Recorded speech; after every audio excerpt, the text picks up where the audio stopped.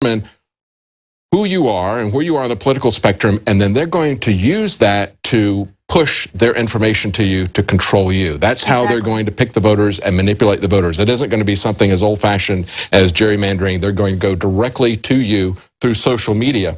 Let's talk now about these new felonies that are coming out. And I mentioned yesterday on the nightly news this article from Wired magazine, written by one of their contributing editors, talking about how he had been a consultant on the new movie Black Hat from Michael Mann. And he talked about how in awe he was of Michael Mann and Miami Vice. And of course, we know that Miami Vice was used to sell a very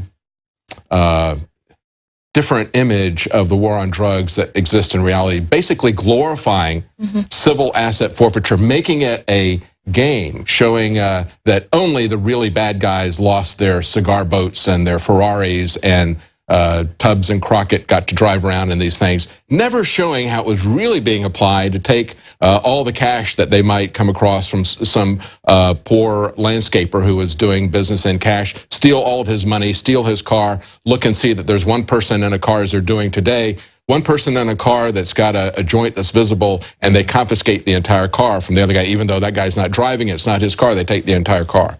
So they've already used Michael Mann to sell the war on drugs. Now they're using Michael Mann essentially to sell the cyber war. And that's what this fellow said. He says, yeah, this was really great.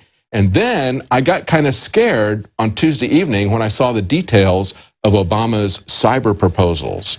And this is what he said. He was very concerned about the fact that they're stepping up this Computer Fraud and Abuse Act. This CFAA is what they came after Aaron Swartz with. And they were going to try to send him to jail for 35 years. And presumably, according to the official story, he committed suicide because he was so distraught over that.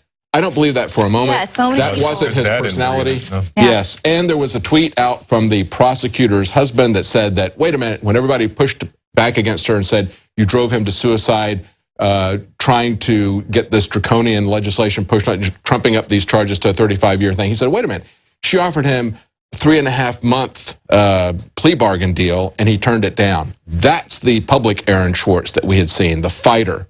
Right. So I don't believe that he committed suicide. Nevertheless, they're going to up this. They're going to now specifically first-time offenses that don't involve credit cards or more than $5,000 in information. Those crimes will now be felonies instead of misdemeanors. They say also CFAA violations would qualify, and this is very important, for prosecution under the RICO statute.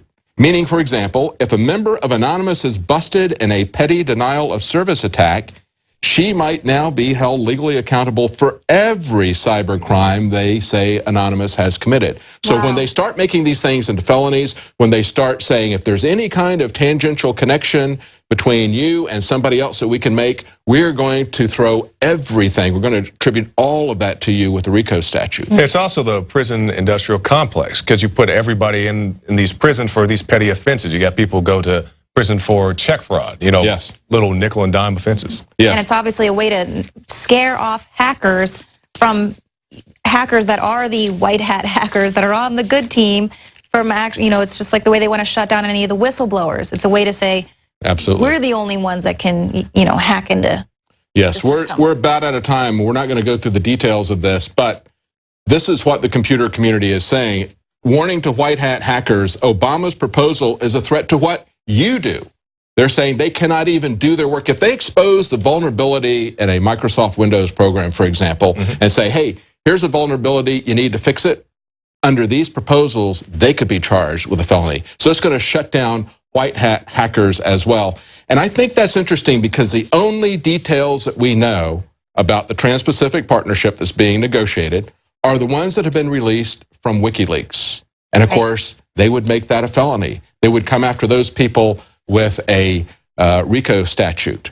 And there were some interesting articles about how this is breaking down. Politico pointed out that there's some very disparate bedfellows here, people who are on the far left and people who they would characterize as being on the far right. Of course, we understand that they just care about civil liberties in this area. That'd be people like Walter Jones and Duncan Hunter, they say, are aligning with liberals in the Democrat Party to try to oppose Obama and the GOP, who are trying to ram through this trade agreement. And he said already back in November that was a very high priority for him. So that's what we have to look forward to. That's what they're negotiating with these corporations and private. I think I'm very concerned about how this is going to be a pervasive consolidation, as we saw with NAFTA. One of the things they said was, in NAFTA, the people in the Democrat Party are very concerned about that because they don't like the way that turned out. They say, well, don't worry, it's not going to be a repeat of that. It is absolutely going to be a repeat of that. It's going to be the next step, the consolidation. As we pointed out before,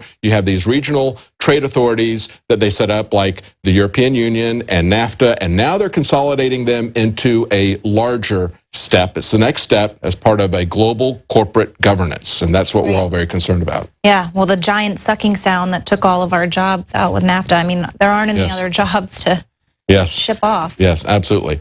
And of course, it's another way that they're going to attack internet freedom. Well, that's it for our broadcast tonight. Thanks for joining us for this live coverage of Obama's State of the Union address. Stay tuned. We're going to cover what they try to do to us in terms of taking over the internet. If you're not a subscriber to Prison Planet TV, please consider becoming a subscriber and supporting our operation here. If you're not a subscriber to our YouTube channel, that's free. But of course, if you become a subscriber to Prison Planet TV, you can get that right now for $29.95, and you can share that with up to 20 people. That brings you the nightly news every night, Monday through Friday, and it also gives you and all of your friends access to Alex Jones's documentaries. And of course, that's the best way to wake people up, to give them the broad perspective. And then keep in touch with what's going on a daily basis with the nightly news. Thanks for joining us. Join us tomorrow at 7 Central, 8 p.m. Eastern.